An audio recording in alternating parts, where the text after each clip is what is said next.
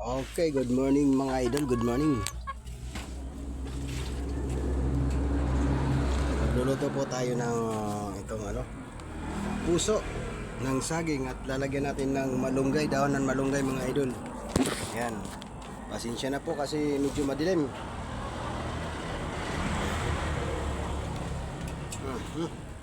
Yan. Haluan natin ng malunggay kung ano ang lasa ng itong puso, at lalagyan din natin ng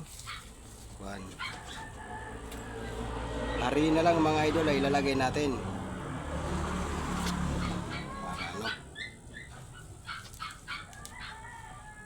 kasi sayang naman tong malunggay na to.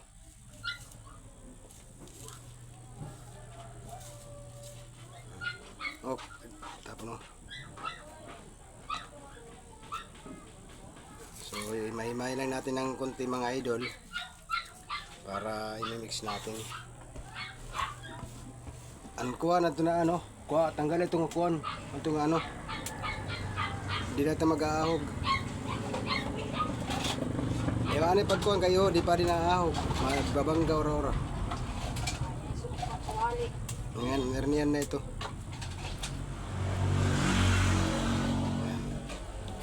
Walang ibang kasangkapan ito mga idol.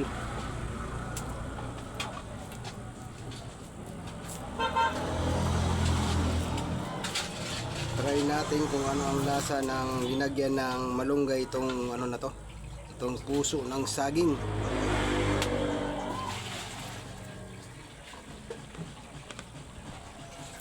Tsaka may harina po tayo, ayan, harina natin. I-mix natin ito. Ayun na. Dito sa malaking pwede pa nga niyang dito pa nga ni. Ayan mga idol.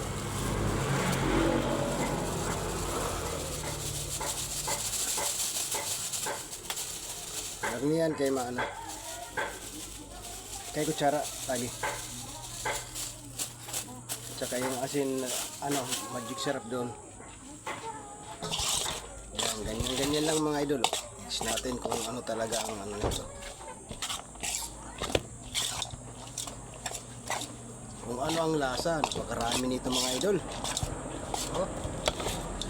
Wala tong sibuyas at lang yung lagay natin. Luya at saka bawang. Luya at saka bawang lang ito. Wala nang iba. Tingnan natin ang magic syrup. Ito, magic syrup.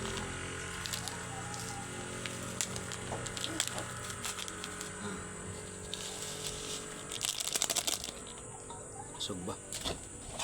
Tapos halo-haloin lang natin. Tapos mamaya-maya, lagyan natin ng konting tubig.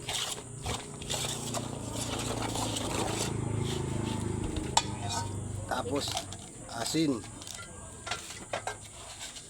Yan, asin.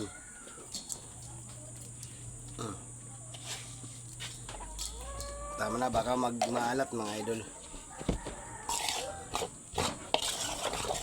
Tubig.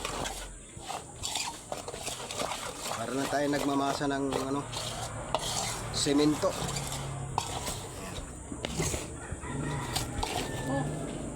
Ito na mga idol, lagyan natin ng tubig para dumikit-dikit yung kuwan niya, yung tawag ito, yung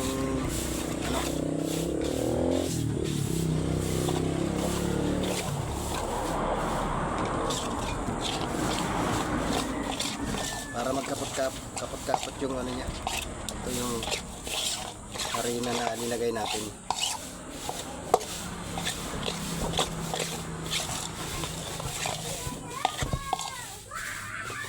Ganito na ang itsura mga idol.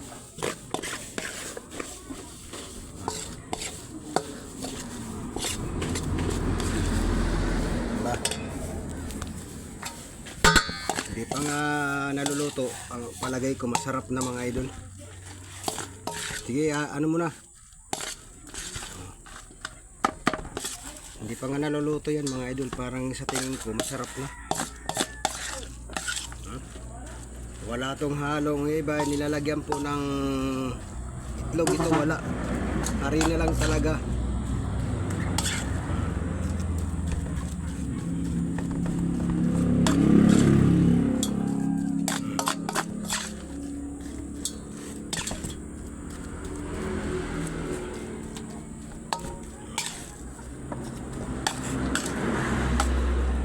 Masarap na siya, healthy pa mga idol.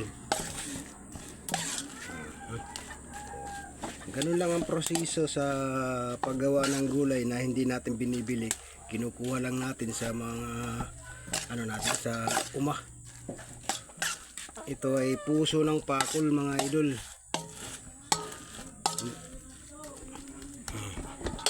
Yun. Yan na mga idol. Yung sistema. Mamaya update na lang tayo kung paano pag naluto na. So yun lang muna mga idol. Maraming salamat. God bless po. Sana po nawaan nyo po yung vlog ko mga idol. Pag-share naman po ng video natin mga idol. Para malaman po natin kung hanggang sana po yung mga video ko mga idol. I love you po. Salamat po. God bless po. Ingat po lagi tayo mga idol. At sana po gabayan po kayo ng Panginoon. Yun lang. Bye bye po. I love you.